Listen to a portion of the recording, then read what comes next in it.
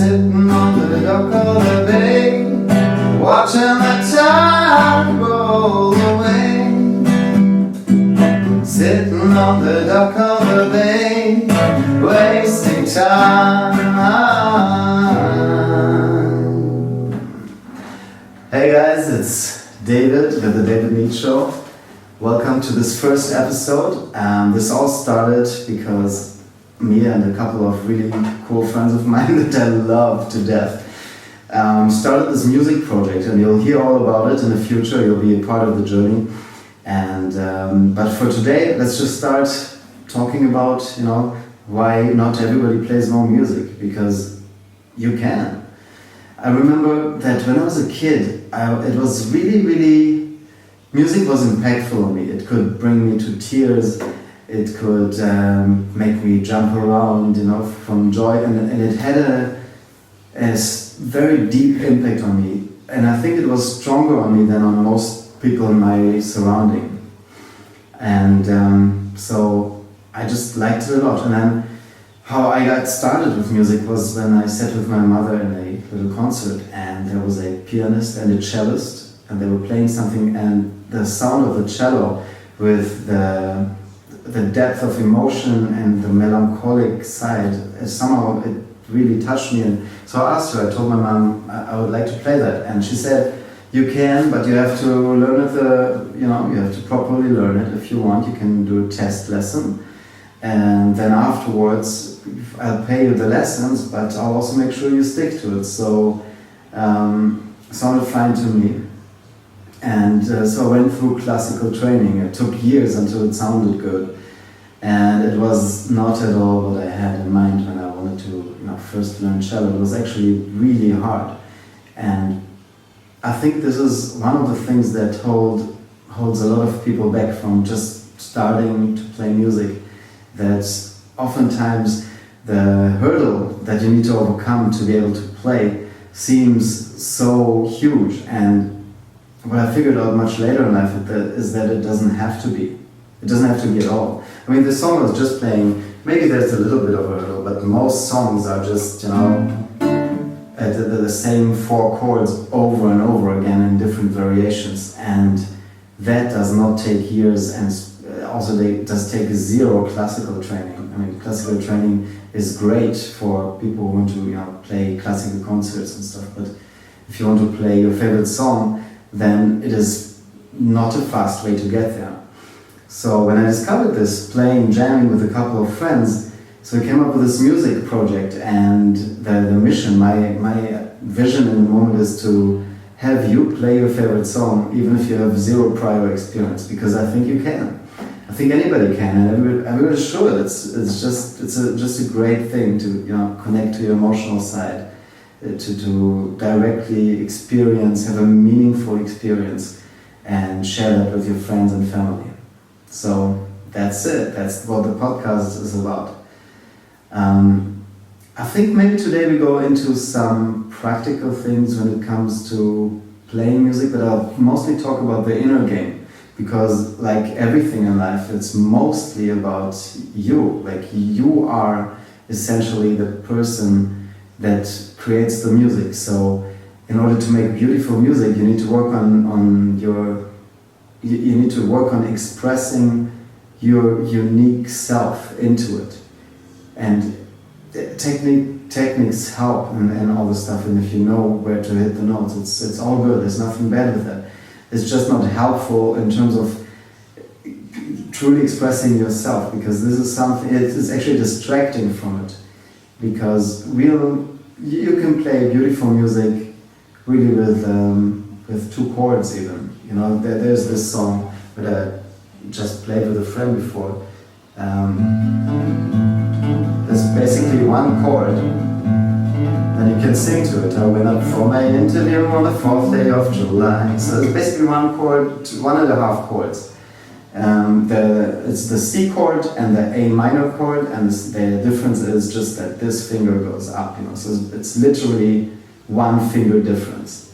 And you can play music if that's what you feel like, if that's what you feel. If you feel, I don't know, reggae, emotions, or you wanna be a reggae guy, then you have to focus more on the rhythm and the songs that of that genre. But my point is, it's much easier than you probably think to play music, because you don't need to be a great musician to play great music. You don't need to be a technically great musician.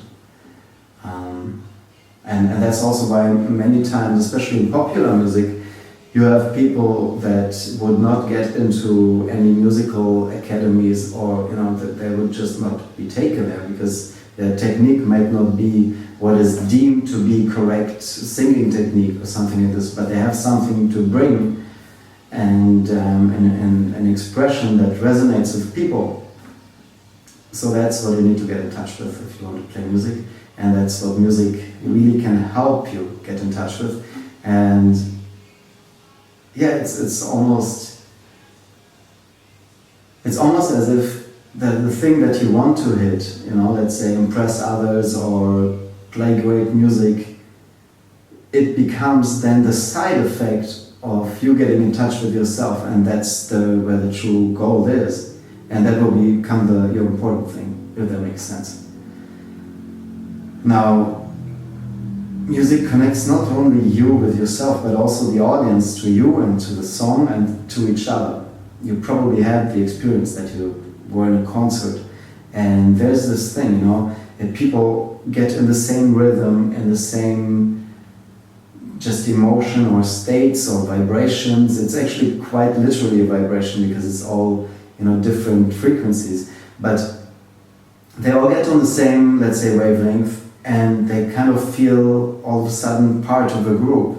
And so it's totally normal that a complete stranger would high-five you in a concert and stuff like this.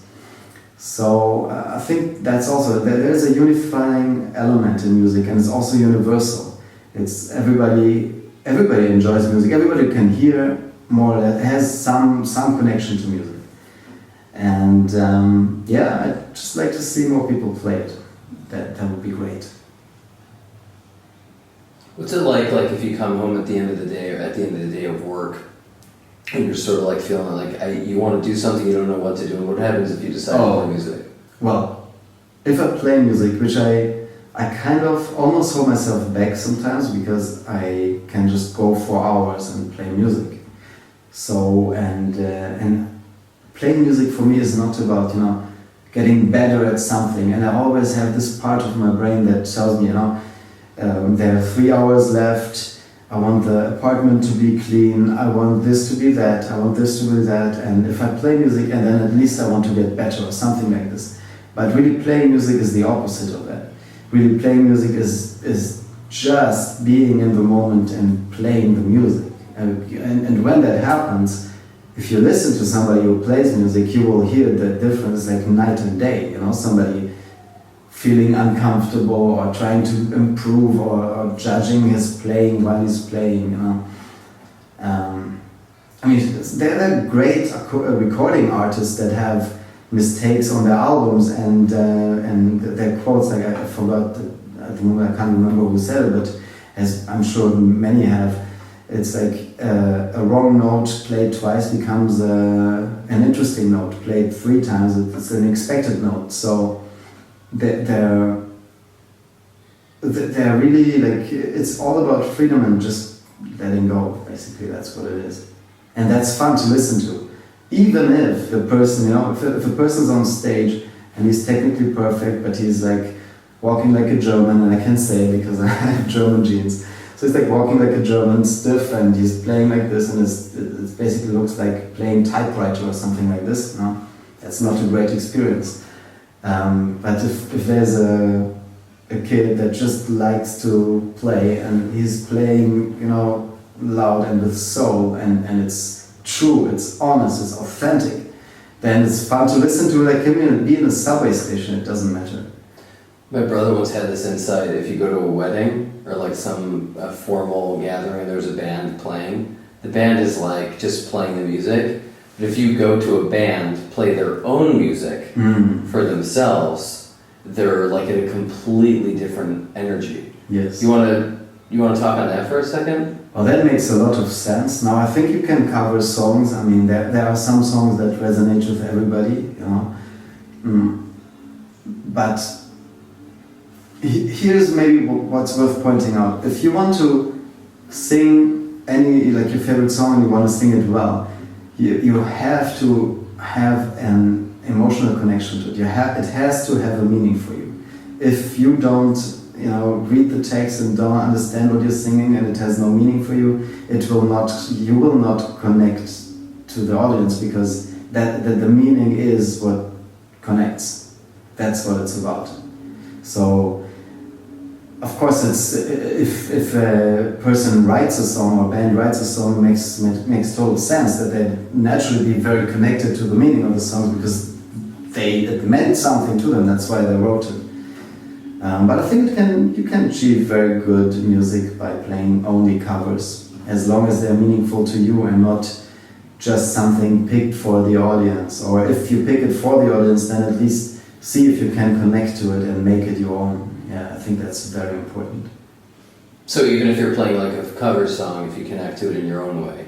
Yes, and that happens a lot. Actually, my buddy Nick, who was recording the guitar chords for our project, he played a lot of the songs, really famous hits, and he played about 1/3 of them in his complete. It's definitely his spin. It's great music. It's fun to listen to, but it's also immediately obvious that it's not the original, and he's not trying to imitate them. And yeah, I mean, you can also imitate people to learn what they do, how they do it. There's nothing wrong with any of that. Like whatever, you can build your arsenal of tools. Just what's important is that the use of the tools comes from inside. That cannot be a strategic framework. It has to be real. And how you get there, if it's not your own music, it's up to you. Yeah, I mean that's also a really interesting thing we were talking about, is how often people listen to music. People listen to music at work, in the car, washing dishes, working out. I mean, think of a time during the day when people are not listening to music. Even people currently in this home, are right now listening to music. Yeah, they actually got family visiting, and they're in the living room getting ready to party. As it just so happens. As it just so happens. And how often are they here? Those two were here for the first time, so that's great. I love my cousin. Anyways, it's cool. Well, it's interesting. But I had lots of family visiting from. I live in Tel Aviv because I love it, and it's interesting time. It's close to the ocean. So, what is it about music that people are not playing more of it? They're listening to it, they're consuming it, they're buying it, they're listening to it kind of, but they're not playing it, they're not singing it. Well, there's certainly themselves at home in a casual, fun way. Yeah, there's an unnecessary fear of how much work it would take to be able to play music well, and that is just not true. It's just based on perception, and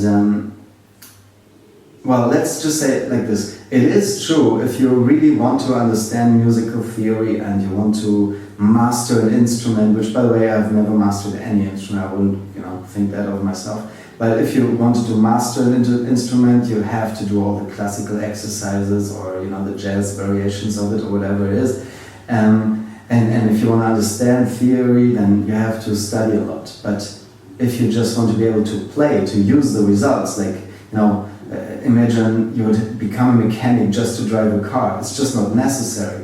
So it's enough to know how to steer and put the thing in drive mode. So that's basically what I would say. And in respect to popular music, what most people like, that's why it's popular in the first place, that would be 4 chords. 4 chords. And maybe adding 2 and then you're good to go. You can play most songs. And it's so much fun. I mean, it's just so much fun. I mean, even us, I just do it casually and for fun, but when we play, it's just fun. And that's it. It's just fun. It feels great for no reason. Right. And you were just asking, why aren't more people doing this? And it's, I think it's great. I think it's really cool. Man, I can tell you when I sit down at the piano, which is the instrument I had the least lessons on, but I play the most today. Time just disappears. I'm just happy, you know. It's like almost like a childlike happiness, just pure joy, and I can do it a lot. And you know, some people like it. You know, might be people who don't. So they don't have to listen to me. But it's just great, and it's also such a great thing to connect and do with friends and family. Even, you know, play a little bit. My son sometimes he has a little guitar, and sometimes he brings it and he does like, or at the most like an E minor chord, which is, by the way, is the easiest chord. It just has 2 fingers. Yeah, but it's just great. People just start to get in the rhythm, get into the same vibration, wavelength, whatever you want to call it, and just, you know, you should play more music.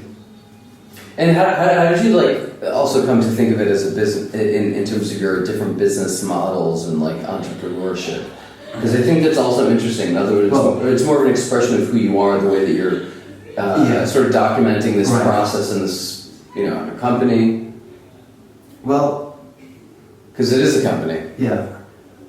After I started my first project. I actually started teaching guitar online about 12 years ago in Germany, and even though I tried to do it as well as I could for the people learning from me to you know, really help them, at the same time the motivation was very narrow. My motivation, I wanted to just, you know, not be poor and or have freedom. It was a lot of selfish motivations. There's nothing wrong with knowing your selfish motivations because they are part of who you are.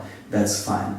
But I think what is different now and why I really want to come back to music is that there's an opportunity to really make it as easy and fun and fast for anybody who wants to learn music, to help them do that. And because there's the internet, I can do it for free.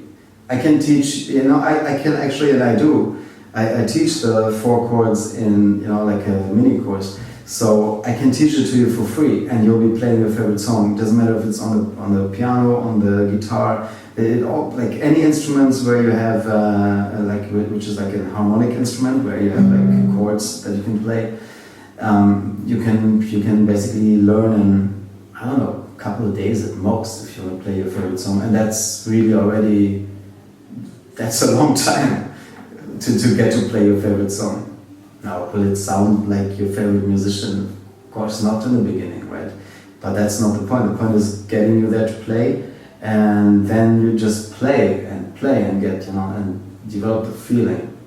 And yeah, like everything. The first time you drive a car, you know, you're just confused with the gears or with the mirrors looking. Are you looking in the mirrors? Did you look? Like counting. After you drive a car, your objective is to be aware of the situation, right?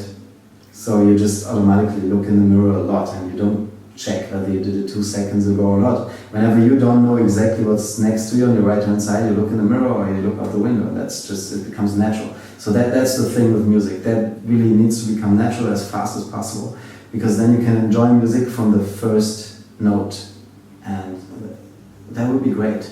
Wouldn't it be great? I mean, if you could play like, you know, your favorite song in a couple days, maybe even, to be honest with you, when I'm teaching it to friends, so far I think everybody but one, everybody learned to play their favorite song on the piano within 30 minutes, like more or less, give or take, half an hour, and sang to it.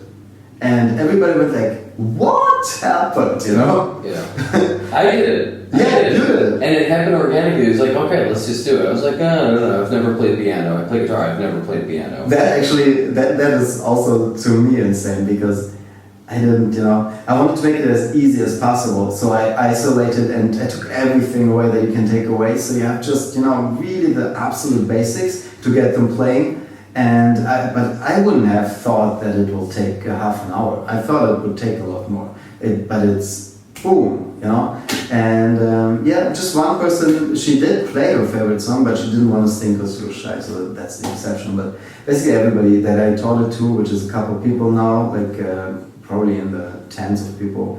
So look, I don't know, special cases might need a day or two, but whatever, isn't it worth it to put a day into learning something that then you have for the rest of your life and you can play music? Come on. And it's really like it was this experience where all of a sudden you find yourself playing it when I wasn't playing piano before, and singing it with playing piano, and it's like you're doing something you didn't think was possible, but you're doing it, and it happened really quickly without being half an hour. Like it was half an hour, and it feels really good, and then that's part of how this. How you've been talking about it the whole time is what people are really, how much people can enjoy playing music. Right.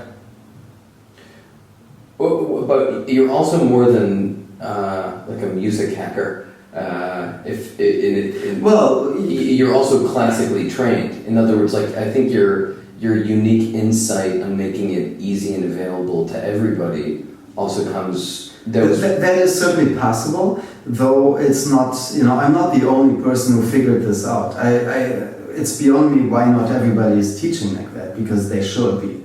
But there are some people who have figured it out, but certainly in order to understand why that works, if you really want to understand that, then there's a little bit of musical theory, which is very similar to mathematics actually, involved. But like I say, you don't have to, and you can just do it and then get the feel of it, and then it becomes intuitive. Actually, many great musicians probably don't know the theory, because it's just not necessary to play. And like in everything in life, the best.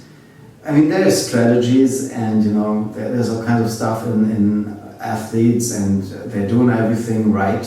They make sure they get the best methods and advice, but then they just do that. They don't waste any time on anything that they don't want to be doing. So let's say, I would compare, let's say you're a basketball player, and because I just watched an interview with one. So basically, he says after a while, when you see the ball bounce off a surface, you start being able to anticipate where it will go, like very early in the trajectory. So you can calculate that, and you can understand the math of it and stuff, and maybe he did. I don't know. Maybe they walk them through the angles, and maybe they have a conceptual thing also.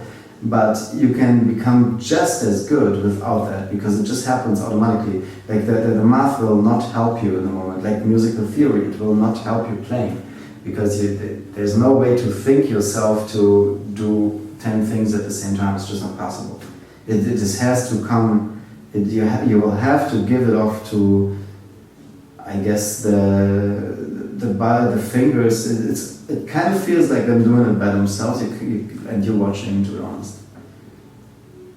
Do you want to talk maybe about a little bit of a unique insight, if you have, being musically trained, and even the song that we started with about Dock of the Bay? Like, why is it that song sounds so chill? Is it the chords? Is it the rhythm? Why is it that Dock of the Bay makes us all feel like we're on the dock of the bay? Yeah, it's mostly the rhythm. The chords are also little, what we would call fat chords, so they have added notes, which makes it sound a little more jazzy, bluesy kind of thing. It's mostly the rhythm, and then however you interpret it and can sing it. And the original is very chill, and the text is chill, the meaning is chill. For me, when I sing that, I kind of see myself almost sitting not actually in the dock, but in a toilet, like near the beach, and singing it. And I'll probably do it also in one of the coming videos. Do you want to show us, like maybe even we could hear it, see it a little bit, like playing a different rhythm, or different, like how it turns from one thing to another thing? Well, yeah, I guess you could play.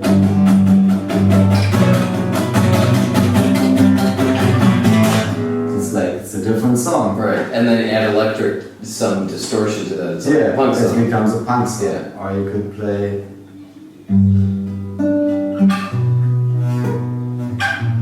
I don't know, something like this, you know.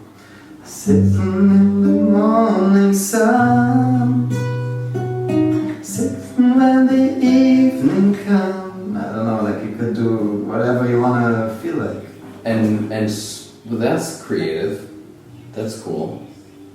Yeah, it's just well, music essentially is there is the time element to it, which synchronizes us, which is like the rhythm, you know.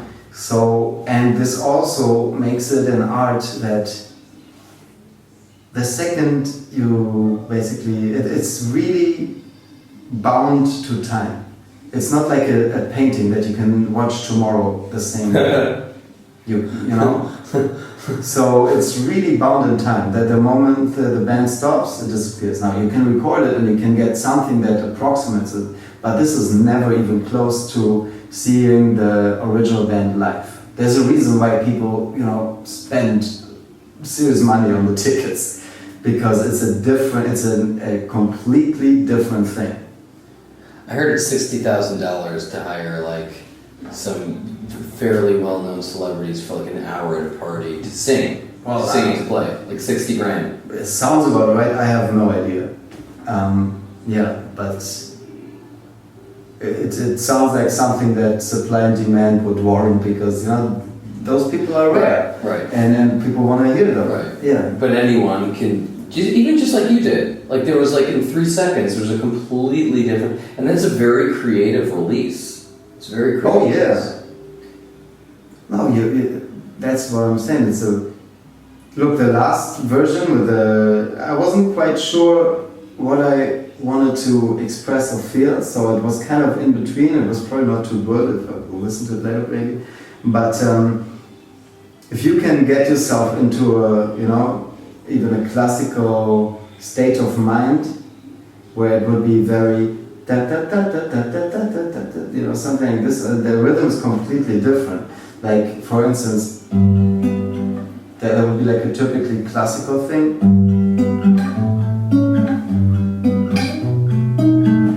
Where the beat, or like the emphasis is on the 1 and the 3.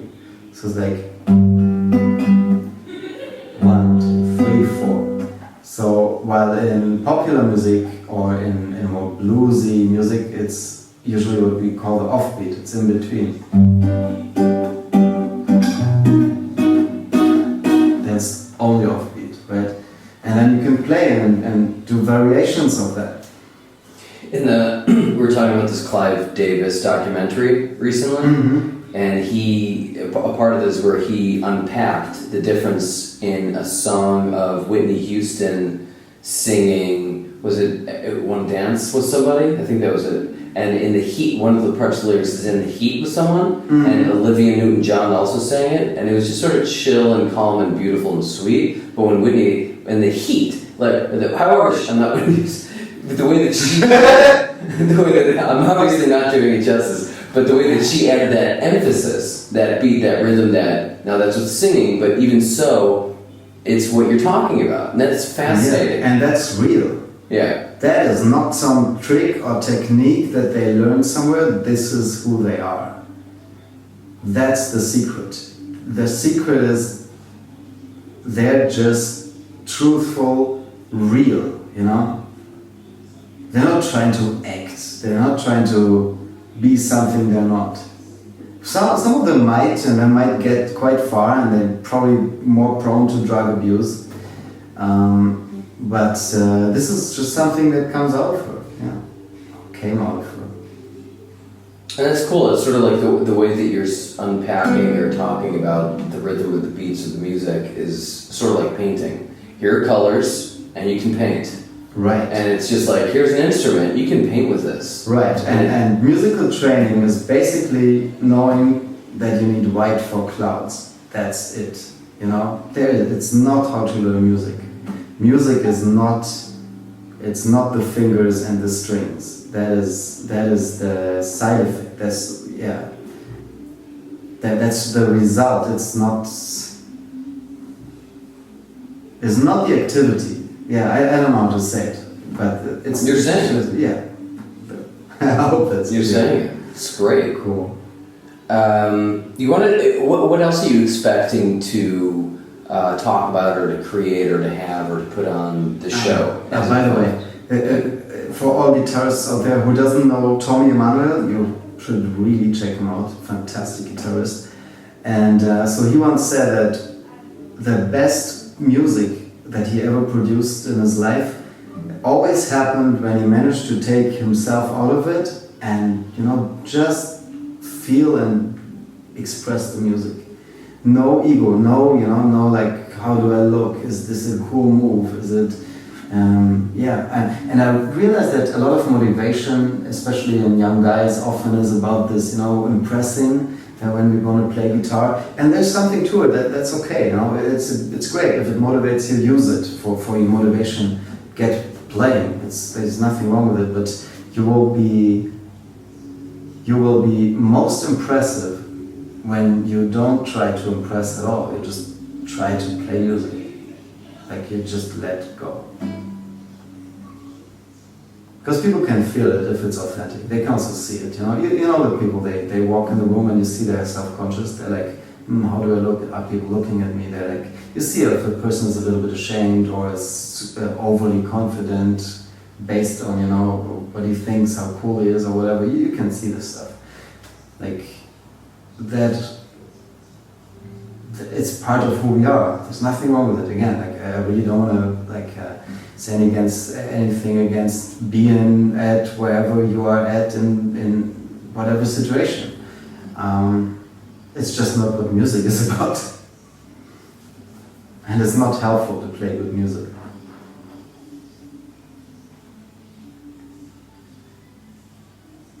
Yeah.